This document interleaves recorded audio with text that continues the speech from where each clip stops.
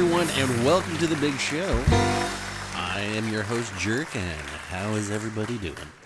Well, I hope. We're headed into the last week before the next big update, and we should be getting patch notes this week. What does the future hold in store? Well, we know some Russian heavies and a couple destroyers to choose from. And speaking of destroyers, let's get today's guest out here so you can see if it's worth stressing over. Ladies and gentlemen, put your hands together for the premium Tier 5 French destroyer, the Pope of Smoke. Give it up for Aigle. You are all no doubt chomping at the bit, wanting to know if you should be stressing over getting a Kraken to get this ship, and so I'm going to tell you, it is a good ship. It's a solid ship, but I don't think it's a must-have. So sure, you want to get it, but it's really not worth stressing over unless you simply must have every possible ship out there, in which case, you need to go see a therapist.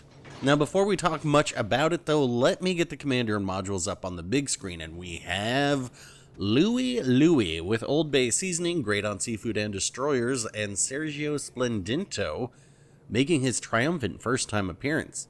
Let me go ahead and say that I am not completely sold on this build. This is just what I was using for this game. And seeing that first appearance of Sergio Splendento should tell you the biggest issue with this boat, and that is the turret traverse.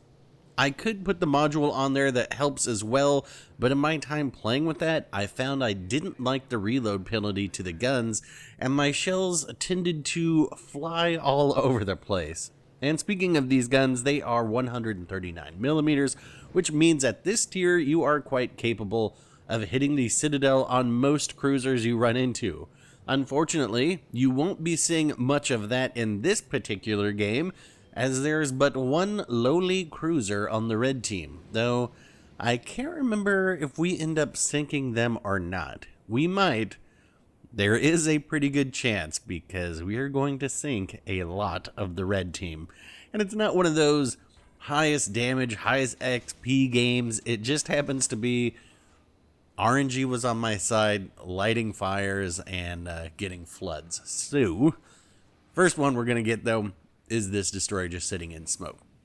Now, the torps on this, you can see, are 7 kilometers in range. I don't think you really need to do anything to make those further, and that's because primarily I want to use this as a gunboat. So let's go ahead and show off these guns, and let there be smoke. On a French destroyer? Yeah, that is the whole gimmick of this one. I also played some games where I used the legendary skill to increase the fire chance on these guns, and while it was noticeably better, I ended up taking it off as the decreased HE damage really made the destroyer v destroyer gunfights take too long. And even still, the fire chance on these guns is pretty good. And you're going to see me doing what I always like to do, which is bait them into using a damage con and then hitting them with torps. Got a double fire there, too. That's not too bad. I think we actually end up burning this guy down, don't we? Yeah, we do. So, there's that one. Let's go for the Galissonier. Trying out the AP here, just to see if I can't get some long bombs on those, but it's not gonna work. You know what is going to work? My magnetic personality. It's going to work at drawing the red team towards me. Or maybe it's that everyone just wants to see the mythical Aigle, because they want to know, what does it look like? Should I be stressing for this Kraken to get it? Because whatever reason, we're going to pick up another ship right here.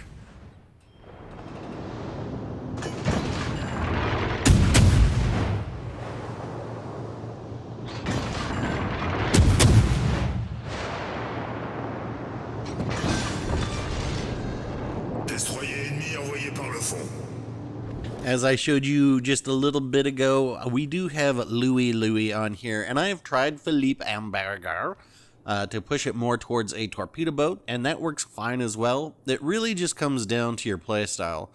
And we're going to be doing some torpedo work now, trying to hold off the advance of these battleships, but these players are going to do a pretty good job of dodging them, And for the sake of brevity, I'm going to do something that I wish these turrets would do, and that is speed up.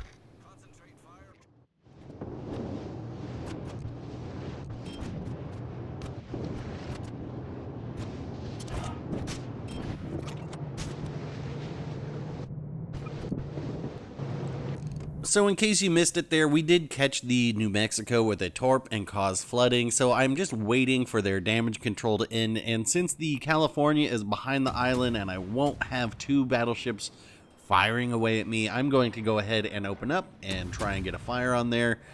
And we get one, and our teammates are chiming in too, but I am going to get lucky and actually get this ship sunk with the fire. See, sometimes it just works out that way. And so we are at 4 ships sunk at this point. And I was pretty sure I was going to get a Kraken here because California is right there, right? Let's just go ahead and speed this part up again.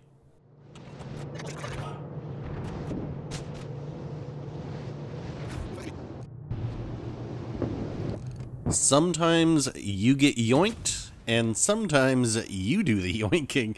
And I was greatly amused in this match, all things considered. I have seen lots of people complaining about needing the Kraken to get this ship, and for whatever reason, the Kraken Lord was just giving me every ship in this match with timely fires and timely teammate rounds, hitting ships, getting them quite low, and then me getting to finish them. There's the fire, there's teammate shots, and there is Kraken 308 in the Aigle.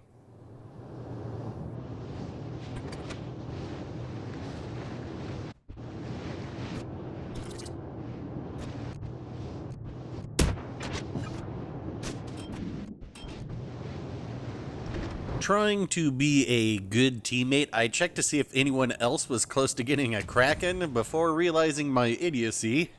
You can't have 2 people get a Kraken on the blue team, so at this point I thought, well, let's see if we can't get a jackpot. It has been a while, and so here we're going to pick up ship number 6.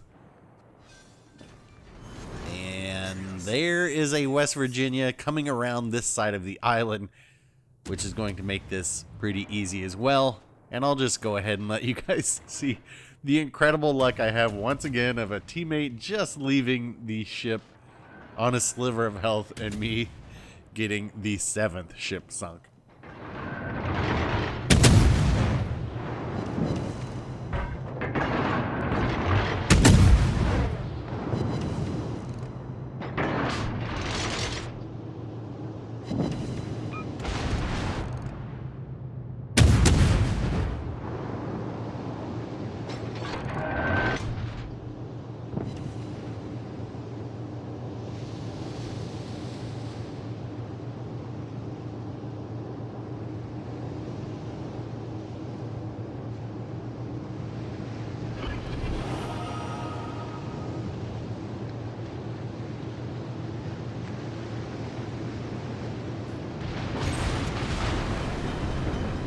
Critique au moteur.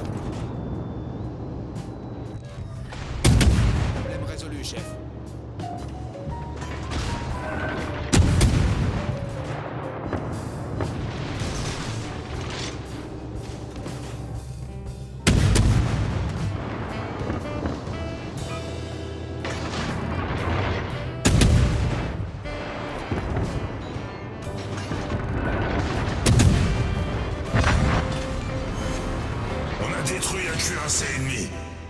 Alright, let's see this scoreboard. 2,246 XP for a barely good game.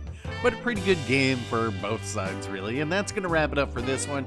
If you have gotten your very own Aigle, then hit the like button. If you're just going to have to settle for the guitar, hit dislike.